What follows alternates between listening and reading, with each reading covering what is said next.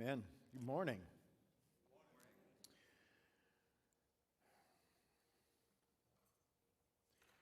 Well, apparently we are among the uninvited, right? Because we have a large contingent who are out camping. We have another contingent who are somewhere in Florida. We have another contingent who are at home. The ones we don't want to join are the ones who are in the hospital, and we have several of those. Every time we gather together, one of the things we do is we kind of look around and see who's here, right, and see who's not here.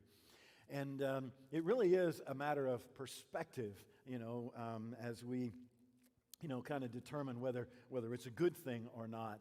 And I just want to encourage you that, this morning we have people, both regular attenders and otherwise, who are joining us from Florida, from Texas, from somewhere in the woods near here by a lake.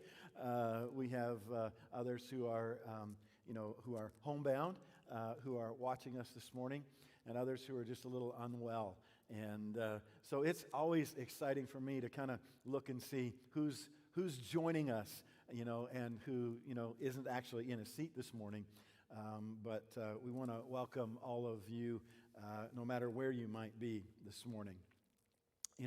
As I think about this thing that we call perspective, I was reminded of a story that I heard some time ago about, it was about a time when wolves were kind of overrunning a particular area, and in an effort to solve the problem, to kind of reduce the population, the government put a bounty on their pelts. And so people would go out and they would earn a few extra dollars hunting, and they would bring them back and just collect a little bit on the side.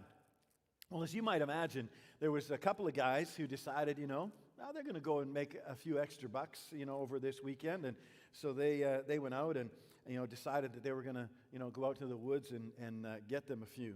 And so after spending all day, and they saw nothing, they found themselves back in their tent, and they decided they'd just wrap it up for the evening. And they both went to sleep. Only early in the morning they were awakened by this low growling. And one of them poked their head out of the tent and saw that they were surrounded by wolves. And he was terrified, started sweating, stuck his head back in, and he didn't know what to do. And his friend looked out, and he got this big grin on his face, and he says, "We're rich."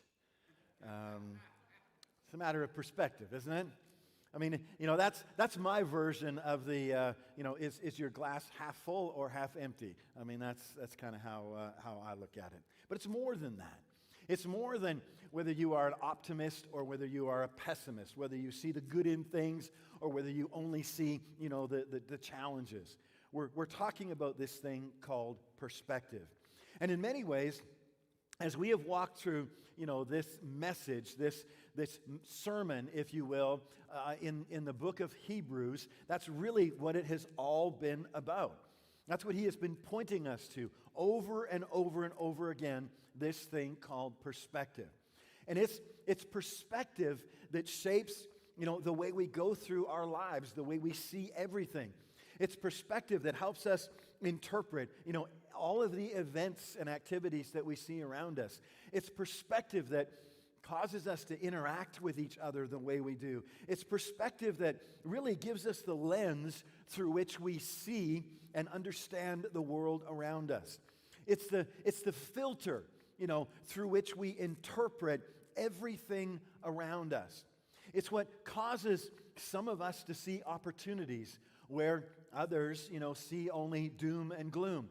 It's what allows us to see what could be, while others, only see the challenges and the problems that might be in front of them. It's so significant that I believe that perspective really does influence everything that we do. It influences how you relate to your kids, how you relate to your spouse, how you relate to others around you. It influences how you make decisions and even how we respond, to those that are closest to us. In fact, I believe that if we explored this thing called perspective a little more, we would realize that most of the misunderstandings and conflicts that we have with one another find their roots in our differences of perspective, in how we see things. It's kind of like, something that I heard, and maybe Lisa would be able to tell you which one, but that one of our boys said, one time many years ago, when she instructed them, to go and clean their room. And his response was, it was Adam, all right, there you go. His response was, a neat and organized room is for people who are too lazy to look for things. So, well, if any of you have walked into Sam's office, then hi Sam, she's watching somewhere in Florida, then she subscribes to the same thing, right? It's that perspective. It's perspective that allows us to do things and causes us to do things. To stop at the edge of a cliff where we might find ourselves from time to time, it is perspective that the author of Hebrews is trying to get those who read it the first time, who heard it the first time, and those of us even today, to get us to grab a hold of. Because it is perspective that will allow us to be able to walk away from that edge. You see, knowing what they were facing, the author of Hebrews, knowing what they faced, knowing that they were distraught, knowing that they were in dire need of encouragement, he seeks to help them look at life from a different perspective. Now, I don't know how many times you've been able to do that, where in the midst of a difficult circumstance, maybe you've been reminded of something, or maybe somebody come alongside of you and encouraged you to look at things from a different perspective. That is what the author of Hebrews has been trying to do. That's what he tried to do to those who originally heard it, and that's what he's been trying to do and help us to do as a people even today. Now, absolutely, he would agree that their lives, the people that he is writing to, their lives were difficult at the moment. Do you remember some of what was going on there?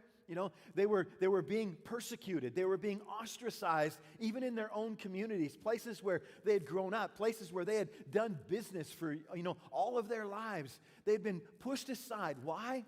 Because of their newfound faith in Jesus Christ. And even though he knows at the moment things are difficult, he says to them, your faith is in one who stands above your circumstances. He said, yes, I would agree, that you're facing challenges. Yes, I would agree that even the rulers in the city in which you live, they're making things hard for you. But he reminds them, you serve one who is greater than those who rule over you. He is greater. Do you remember all the way back to the beginning where he points them and helps them to understand that the one you serve is greater than the angels, greater than Moses, greater than the sacrificial system, greater than everything, greater than the one, greater than governments or nations or even the world itself. Remember, he says that he holds, by the very power of his word, he holds the world in his hand. That is the one that he points them towards. And yes, he would agree. Life is sometimes hard. And all along the way, he doesn't discount that. All along the way, he even would agree that, yes, I understand you're standing on the edge of a cliff and things are difficult. But he reminds them, he says to them, but you have something so much better. There's so much better in you. There's something so much better in you than the circumstances that you face. You remember we talked a little bit about that, how he said you have a better covenant. There's a better rest that is available to you. There's a better, we kind of culminated all of that at Easter, didn't we? Where we talked about this better deal that we have as a result of Jesus. And now as we come to chapter 12, he says to them, yes, you have your struggles. Yes, there are challenges in your life, but you have not yet struggled to the extent that Jesus did. For he gave even his life for your sake. So let me read a little of this. In chapter 12 and verse 1, it says this, therefore we also, since we are surrounded by so great a cloud of witnesses, let us lay aside every weight and the sin which so easily ensnares us, and let us run with endurance the race that is set before us. looking unto Jesus, the author and finisher of our faith, who for the joy that was set before him endured the cross, despising the shame, and has sat down at the right hand of the throne of God. For consider him who endured such hostility for sinners against himself, lest you become weary and discouraged in your souls. You have not yet resisted to bloodshed, striving against sin. And we'll get to the rest of that in just a minute. You see, all along the way, he has been encouraging them. Sometimes, with kind of a softer, kind of loving encouragement, right? Kind of like somebody coming along, put their arm on your shoulder and just encouraging them. But at times, he does so with harsh reality. And here seems to be one of those times, right? Here, he seems to be saying to them, really? Yes, I know your difficulty, but really? Look at what Jesus has done for you. You really don't have it that bad.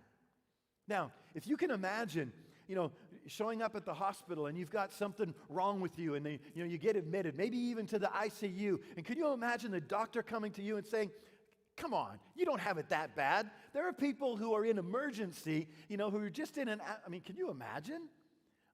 But that's what he does. But why?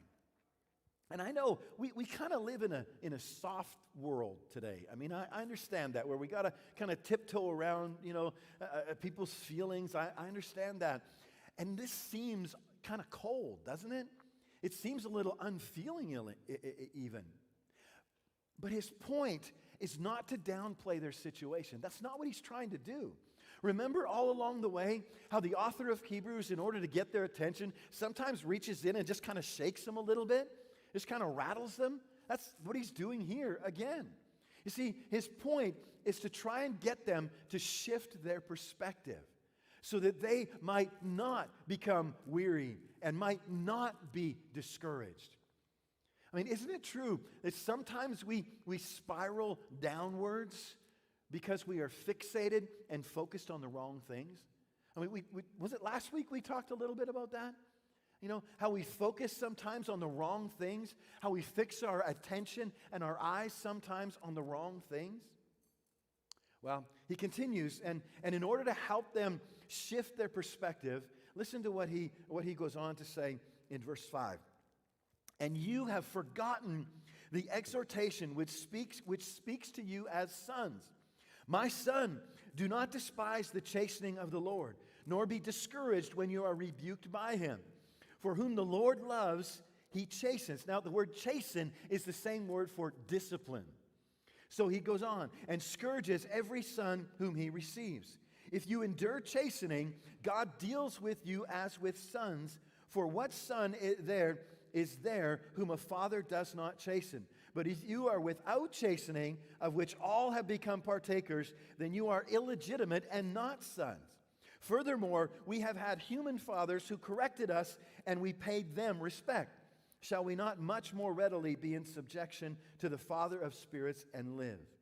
For they indeed, for a few days, chastened us as it seemed best to them, but he for our profit, that we may be partakers of his holiness. Now, no chastening seems to be joyful for the present, but painful. Nevertheless, afterward it yields the peaceable fruit of righteousness to those who have been trained by it. Therefore, strengthen the hands which hang down and feeble knees, and make straight paths for your feet, so that what is lame may not be dislocated, but rather be healed. Now, there's a lot there again. And like almost every other passage we have dealt with, we could spend, so much time, weeks and weeks, just kind of unpacking all that he lays before us. But we remember, don't we, a few weeks ago, how we talked about, we don't like to walk in our day and age. Walking is just, we'd rather drive, right? Or get a ride, or, we want everything fast. We talked a little bit about that. Well, our author brings to our attention another word that we don't get all that excited about. And it's this word discipline. Now, we often associate discipline with something negative, don't we? And the preacher here, he presents it, though, as something positive. Well, I'm not really sure if we could say it's positive, but the results are positive, right? And that's what he is aiming towards. And so in a way, if you step back and look at this, it's really kind of a mini message that he gives here, where he takes a passage. Now, most of our Bibles have that one little section there in verse 5 and 6 kind of in italics and kind of quotes off to the side. Well, he's quoting directly from a passage in Isaiah chapter 35. And he's helping them to remember that this is not something new. And he builds off of that and uses it to help encourage them to change their perspective. Even though their circumstances are dire, even though, they're having difficulty in their circumstances, he's trying to get them to look at it from a different point of view. In a way, it can be hard to grasp, what the author is really trying to say here. And I understand that because the way our English language records this for us, the way it's kind of laid out here, the way many of our translations translate it, it seems to kind of go off on a rabbit trail, and it doesn't seem at first to have anything to do with fixing your eyes on Jesus, right? That's what he's been talking about. You see, the language, especially in verse 7, right after he quotes it, in the original language, it's kind of awkward to translate. And it can be hard to nail down the nuance of what he intended. But here's the thing, this is why it's important to read more than one translation, because it can help you see some of these nuances. The NIV and the Holman Christian Standard bring out, in a way that other translations don't, what the author was really trying to get at. You see, both of them say, endure it, that is the hardship, that is the discipline, that is the chastening. He says, endure it as discipline. Do you catch that? Do you catch the implications of that? Where he says, endure it as discipline? In other words, as though it is discipline. See these circumstances as though they are discipline. He's encouraging them to look at their hardship, look at their circumstances, look at their challenges from a completely different vantage point, from a different perspective. Instead of seeing only hardship and oppression, see it, he tells them, as though God is disciplining you. That's a bit of a challenge, don't you think? He goes on to use a familiar tool, something that we have highlighted along the way, by comparing. You remember how we talked about that, how he compares the lesser to the greater? How he talks about something, if this is true, then this is absolutely true. He does it again here, because he talks about the lesser, of course, being the human father disciplining his children, and of course the greater being the discipline of God towards his children. Now, obviously, what a human father does, he does out of his limited ability, and he highlights that. But where God acts, he acts out of perfection. He acts out of he knows everything. But doesn't that seem a little bit odd, though? Why see it as discipline? Well, I think the implications are actually quite staggering if we take a few moments and allow them to settle in. You see, we need to first understand that it's not really discipline, because he says, see it as though it was discipline. You see, and he highlights for us that the discipline of God implies a few things that can be really encouraging all on their own, if we would only stop and listen to them. They can even be encouraging if we will let them be. But we know, don't we? He even highlights that in the passage, that in the midst of discipline, how many of you can remember ever being disciplined? Maybe. But how many of you paused in the midst of that and said, yes, not only do I deserve this, but I know that at the end, this is all going to work out for my good. Right? Not likely, right? Now, I can't relate to most of you, because I was such a good kid, when I was growing up. Hey, you don't know that. You weren't there.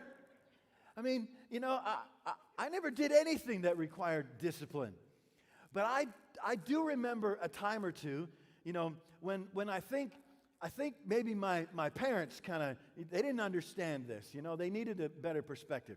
One of those times I remember As I was preparing this, I don't know why this jumped into my mind, but I remember one summer, it was myself and my best friend, and the best way I could describe it is we were being environmentalists, you see. We were thinking that we were going to relocate a few of God's wonderful creations. And so we placed some of them on some transportation so that it would carry them off to a new life. What did we do? We dug up some worms and we put them on the door handles of the car that our mothers were going to take to go shopping. So when they come out, well, I think that day they invented the assembly line discipline process. Because we went from one mother to the next, and they just kind of passed us back and forth. But that's not all that happened that day.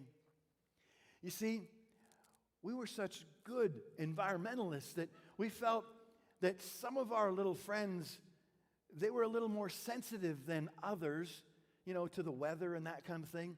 So we decided, it was probably my friend that did it, but we decided that we needed to put some of them on the inside, out of the weather.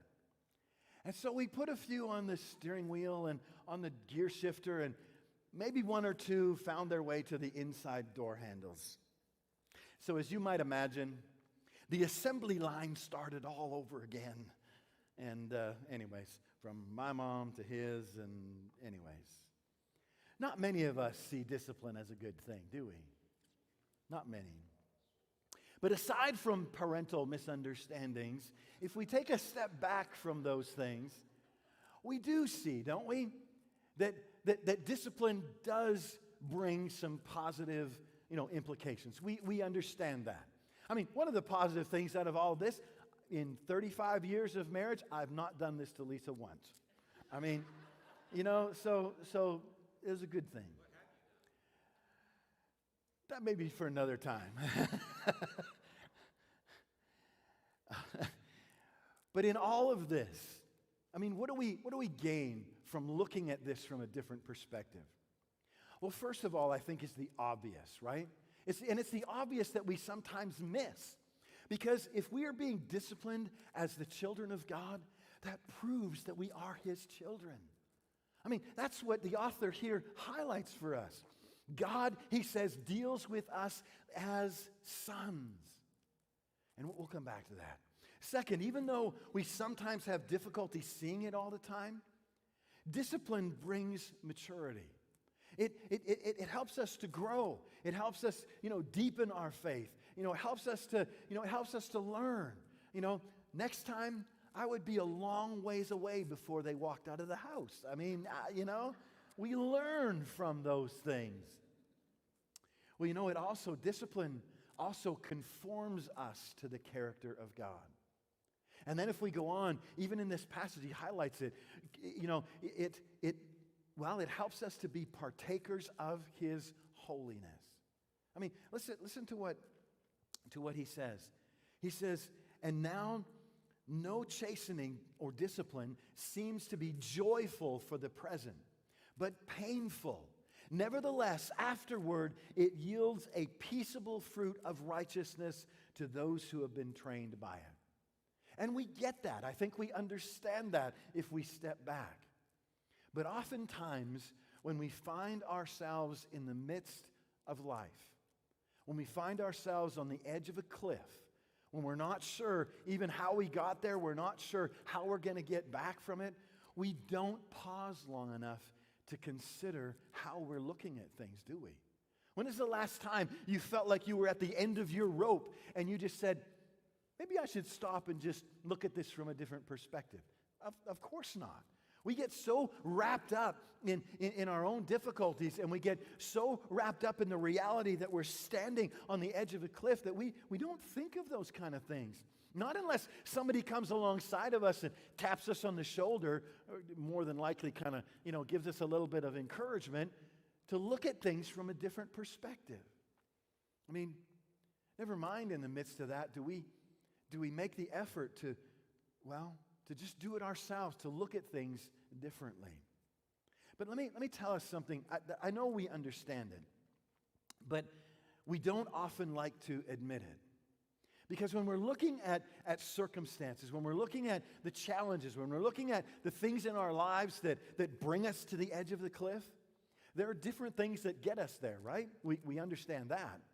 But sometimes our circumstances are nothing more than the consequences of our actions. Right? And sometimes consequences are harsh. Sometimes consequences are difficult.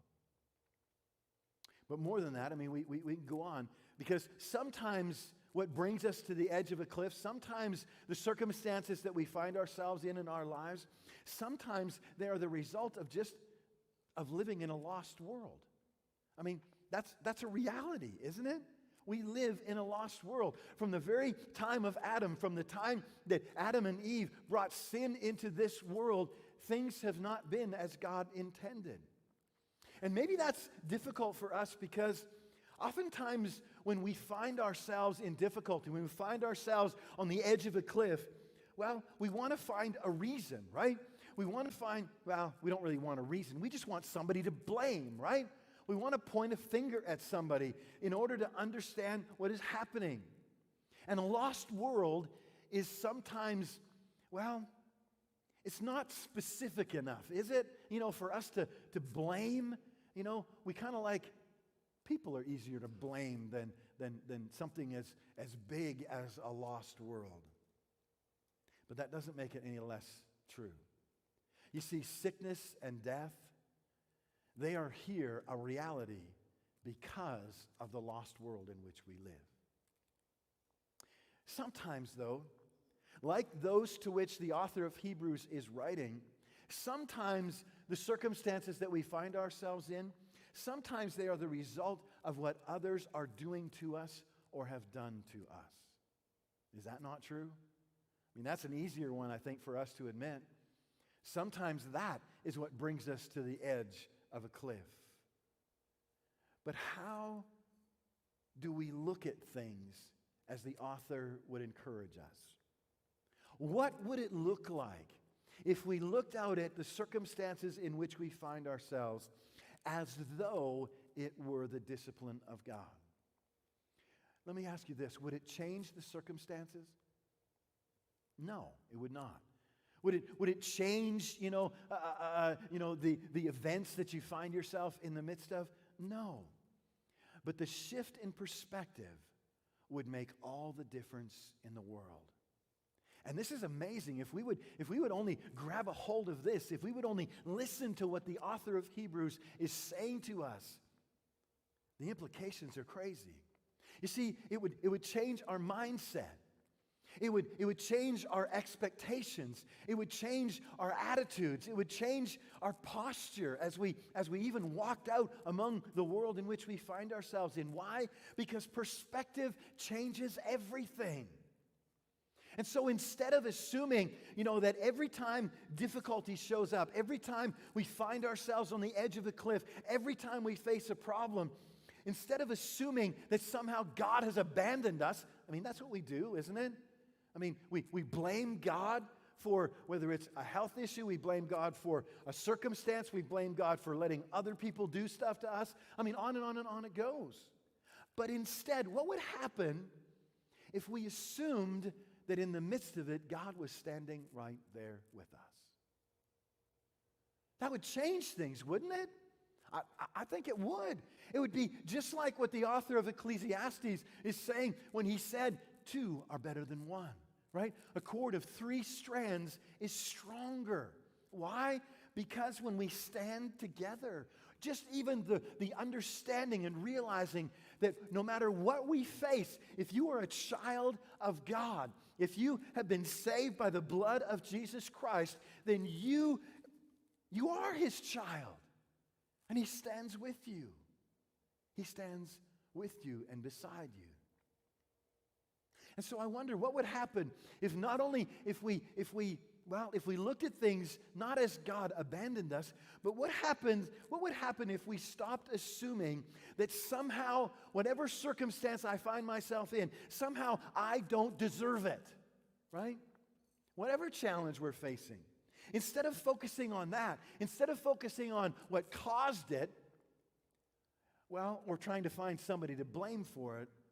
What would happen if instead we just started wondering, what could we learn from it?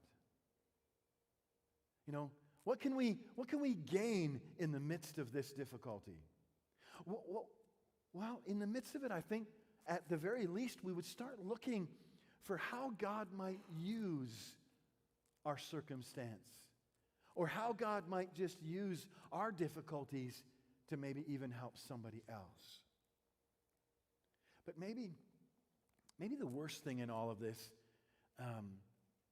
or maybe I should say the worst thing that we allow in all of this, is that it warps our attitude, doesn't it? Our perspective kind of warps our attitude, gives us sometimes a bad attitude. But what would happen if we viewed these things as though they were God's discipline? We just might start wondering, I wonder what God will use this to shape me for. Isn't that a different way of looking at challenges? Who could I help after I have gone through this difficulty? But maybe the most visible in all of this is our posture. And what do I mean by posture? By posture, I mean what other people see. Because we can actually hide most of that other stuff, right? We really don't do a good job hiding it, but we think we do.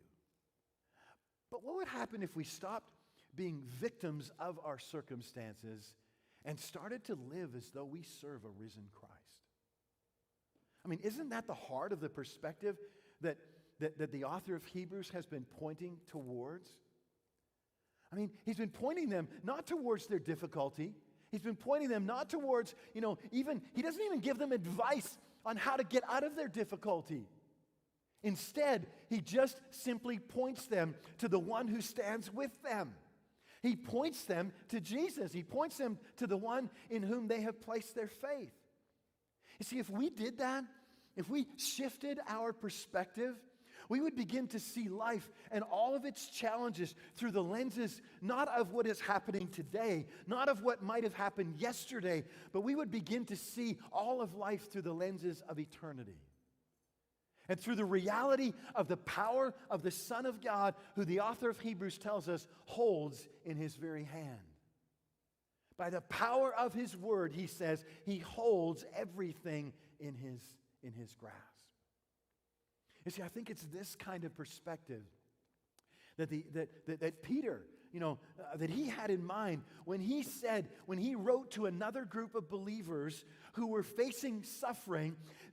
While they were having challenges, they were dispersed, they were scattered all over the known world because of their faith in Jesus Christ. They too were being persecuted. They too were kind of at their wits' end. They too found themselves on the edge of a cliff in their lives.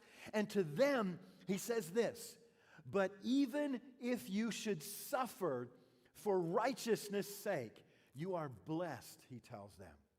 "And do not be afraid of their threats, nor be troubled, but sanctified by the Lord God in your hearts, and always be ready to give a defense or an answer to everyone who asks you the reason for the hope that is in you." Do you see that? Do you understand what he's saying? He's telling them, again, the very same message, really, that maybe he read Hebrews before he wrote to these, this group. I don't know. But he's telling them, yes, I understand your difficulties. Yes, you are even being persecuted for your faith, for righteousness' sake, he says. I understand that. But in the midst of that, your perspective should be one that is focused on Jesus. And when that happens, I'm telling you, you cannot have your eyes fixed on Jesus and have a hopeless life. It is impossible. And that's what, the picture that I get as I have read through Hebrews so many times these last weeks and these last months is the idea of this preacher kind of grabbing his, pulling his hair out, trying to figure out how can he get these people to understand that if you put your eyes on him, you won't be discouraged. You can't be discouraged. Now, does that mean you won't have problems? Absolutely not. Does that mean that you won't be affected by the same things that everyone else living in a lost world is affected by? Absolutely not. We're still going to get sick. We're still going to, we're still going to die. We're still going to have relatives that are going to be doing the same thing. We live in a lost world. But you can't focus your eyes on Jesus, the author and finisher of our faith, the one who holds the very universe in his hands, and be without hope. It's impossible. You see, that's the perspective that he is trying to get them to grab a hold of.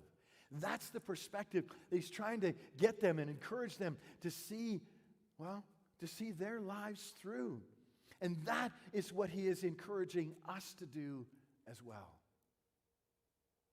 And of course, that's the word we've been focusing on, right? This word, therefore. And the practicality that brings with it. So before we go this morning, I want to highlight a little of the practicality of this. What does that look like? How do we get such a perspective? Where do we find it? Well, the answer is not where, but who, right? For we get that kind of a perspective by walking day by day, by drawing close to the very same one the author of Hebrews has been pointing us to from the very beginning. Remember, what are those things that he has said over and over again? Draw near to him. Gather together, he says. Don't forsake, the gathering together. He talks about considering it. He talks about fixing our eyes upon Jesus. What is he doing? He starts by telling us who he is, who Jesus is, and then he continues on by telling us, what Jesus has done. Why? All in an effort to get them to fix their eyes on him. That's how you do it. You read about it. You study, you study about him. You pray to him. What does he tell us? He says that we can walk boldly right into the very throne room of God. See, these are the things that will help fix our eyes. These are the things that will help us, gain a different perspective in life. Oftentimes we quote it, but rarely do we quote it in its context. So let me read a little from Isaiah chapter 40. We're familiar with that, right? Can anybody quote that for me? What is Isaiah 40, verse 31? Somebody knows it. I know. Really? But those who wait on the Lord, let me read the whole thing. Let me go back a little bit. He says this, he gives power to the weak, and those whom have no might, he increases strength. Even the youths shall faint and grow weary, and the young men shall utterly fall. But those who wait on the Lord shall renew their strength. They shall mount up with wings like eagles. They shall run and not be weary. They shall walk and not faint. That's probably on the walls of many of our houses, right? Except we rarely understand it, I think, in the perspective and from the heart, that it was given. It is a call and a demand, really, to change our perspective, to look beyond our circumstances. It is exactly what the author of Hebrews has been trying to get them and us to do. And so my question for us this morning really is a simple one. Is if you find yourself at the edge of a cliff, no matter what challenges are in front of you, no matter what stuff is built up in your life, you don't need somebody to come alongside you and give you a bunch of advice. You don't need somebody to come alongside of you and tell you how to get out of it or what to do. What you need is a change in perspective. Now, all of those things might be helpful, but they will not bring encouragement and hope. If you need a new perspective this morning, then seize hold of the grace that is offered through Jesus Christ, and everything will change. You see, we live in a world that, I think I've told you before, right? I do have Facebook, and I see what gets posted. And I wonder what would happen sometimes if just those of us that are here would communicate to a world around us hope instead of despair. I wonder what others what would happen if others saw that kind of hope in us. Instead of us complaining about the government and about this politician and this one and what's happening here and what's happening here. You see, we tend to fixate on everything else but Jesus Christ. And He is the one that can change everything. He's the one who offers to us a living hope. A hope that if we would but fix our eyes on Him, that same hope that was ignited in the lives of those that Peter wrote to would be alive and well in us as well. You want to know how it is that we change the world around us? How do we change the families in which we live? Co-workers that we find ourselves, classmates. We change the world around us by living with this kind of hope. In the midst of chaos, in the midst of challenge. And when they see this in us, that's the most powerful testimony that is out there. So how's your perspective? How do you see your circumstances? And maybe before you leave this morning, you just need to take a few minutes. Maybe pause and just ask God to reveal your perspective. And then ask Him to change it. Ask Him to give you His eyes. Let Him see the reality. And everything will change.